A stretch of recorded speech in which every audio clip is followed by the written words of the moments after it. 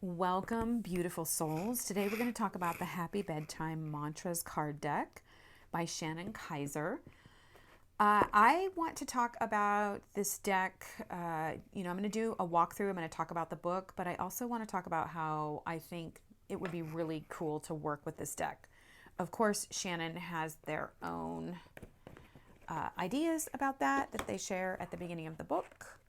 There are 44 cards in this deck. It does come with a guidebook, which again I'll talk about. Here are the backs. It's got the moon because it's the Happy Bedtime Mantras, right? The Happy Bedtime Mantras Oracle. Okay, so first of all, they're numbered and the numbers correspond in the book, so it's easy to find your way in the book. You're going to find sort of these mandala type pictures on the top, so they're very cued into the subconscious mind. And then, of course, there's at the bottom of each card, you find like a little key phrase, a saying for you to look at and sort of explore. So the deck itself is broken up into three different, here's the structures of the deck, 3 different types of cards, okay?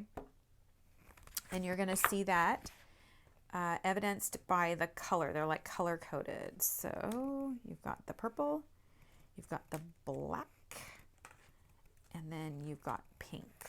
Okay, so you've got 3 differents, and it's relaxation rituals, restful rituals, and rejuvenation rituals. Okay, so then each card again has this little saying at the bottom. So let's just look at this. I am decisive and in control of my circumstances.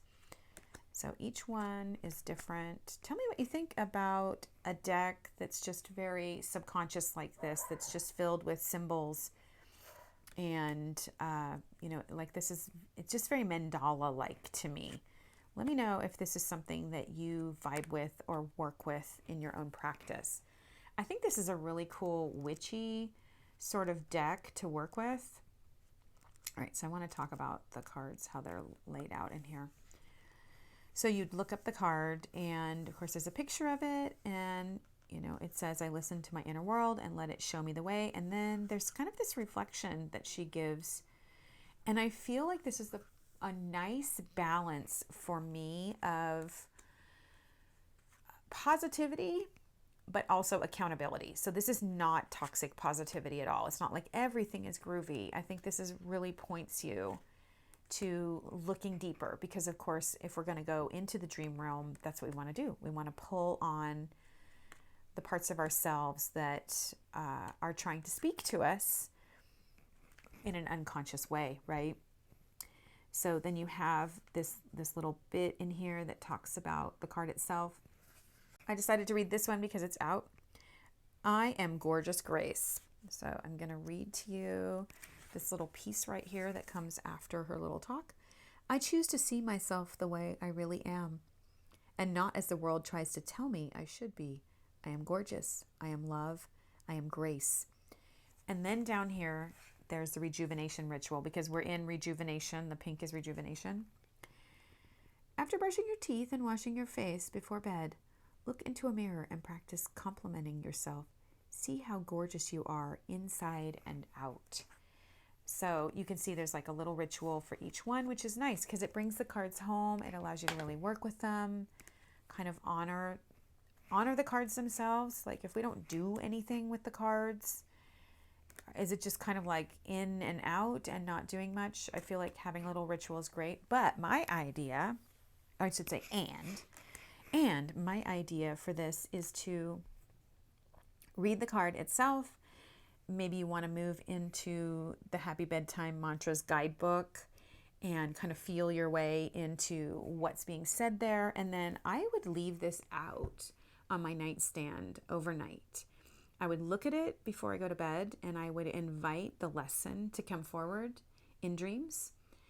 And then in the morning, I would wake up, and if you're so bold, keeping a dream journal, I would write down how this affected my dreams, if it affected my dreams, and I would reread it and try to kind of maybe allow even my mind to kind of come online and say, I don't have a conscious, maybe you don't, maybe I don't have a conscious recognition of what you dreamt about the night before, but you feel like something was worked in you in this way. I am effortless flow, like the rising tide. I let all attachment wash away. So I would reread it to myself and see how that feels and take it into my day. And then as you go to bed, you can pick up another one. I feel like this is a great way to work with your subconscious. If you wanted to add to it, you could. You could definitely, maybe in the morning, draw a tarot card with it and kind of see if there's some way that your guides want to speak to you about whatever you're working on in the night. But I also think this is a great way to not overthink it. I think our subconscious realm and the realm of dreams is a place that we really heal and restore ourselves in the night by processing things in a way that allows our mind to get out of the way in some ways and yet dumps our mind. That's what we do when we're dreaming. We're dumping all the info of the day so that we don't go crazy. If you stop dreaming or stop sleeping, we start going a little cuckoo. The Happy Bedtime Mantras Oracle is a beautiful way to just kind of bring your dream realm in. So if you've been wanting to do a dream journal, and this might help keep you on track by drawing one at night and then working with it in the day by journaling in the morning. Let me know how you might work with this down below and if you like this style of cards. And until we meet again, I want to thank Shannon Kaiser for her gift to the collective in the Happy Bedtime Mantras. But also, I'd like to say to each one of you that we don't always need to know. Sometimes we need to just allow things to move through us, and our dreams at night are a part of that, a part of the cleansing part of ourselves that helps us to rejuvenate and be who we are. Until we meet again, may your dreams take out of you what needs to go and bring forward into your consciousness that which is ready to rise.